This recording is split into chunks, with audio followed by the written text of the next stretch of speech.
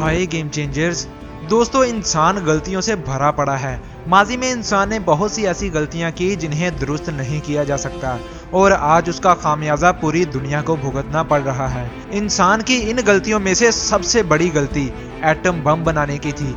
Atom bomb आज की इंसानियत के लिए इतना बड़ा खतरा है जो मिनटों में शहरों के शहर तो क्या, मुल्कों के मुल्क भी तबाह कर सकता है।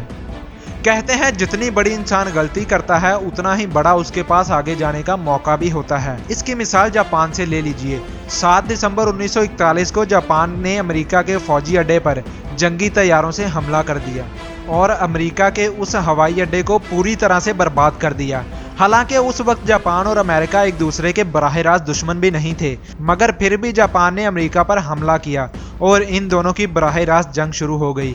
जापान की तरफ से ये आज तक की सबसे बड़ी गलती मानी जाती है और अमेरिका ने बदला लेने के लिए अगस्त 1945 में जापान के 2 बड़े सनती शहरों पर एटम बम गिरा दिए, जिससे जापान की मईशत तबाह होकर रह गई।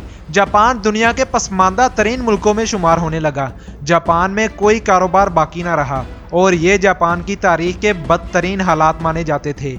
जापान उस वक्त मुश्किल तरीन हालात में था, मगर आज 75 ईयर्स गुजर गए। वही जापान की मईशत दुनिया की तीसरी बड़ी मईशत मानी जाती है और कहा जाता है कि आने वाले 5 सालों में जापान दुनिया की दूसरी और आने वाले 10 सालों में जापान मईशत के लिहाज से दुनिया का नंबर 1 मुल्क बन जाएगा।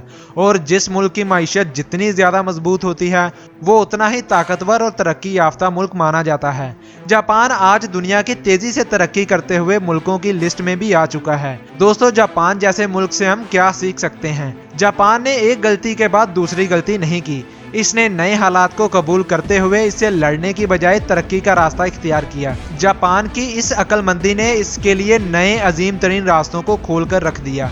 जापान ने हिम्मत हारने की बजाय तालीम, सनत और तरक्की के मैदान में अपनी कोशिशें शुरू कर दी और इसका नतीजा ये हुआ कि आज जापान पहले से 10 गुना ज्यादा ताकतवर है।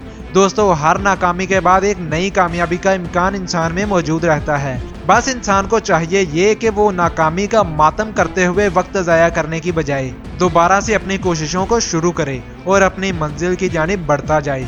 एक दफ़ा एक लड़का गांव से शहर काम के लिए आया। बहुत कोशिश के बाद उसे एक काम मिल जाता है। 6 महीने काम करने के बाद वो अपने बॉस से पूछता है कि क्या मैं अपने घर कुछ दिनों के लिए रहने जा सकता हूँ। बॉस इनकार कर देता है और कहता है कि तुम्हारे लिए एक और काम है।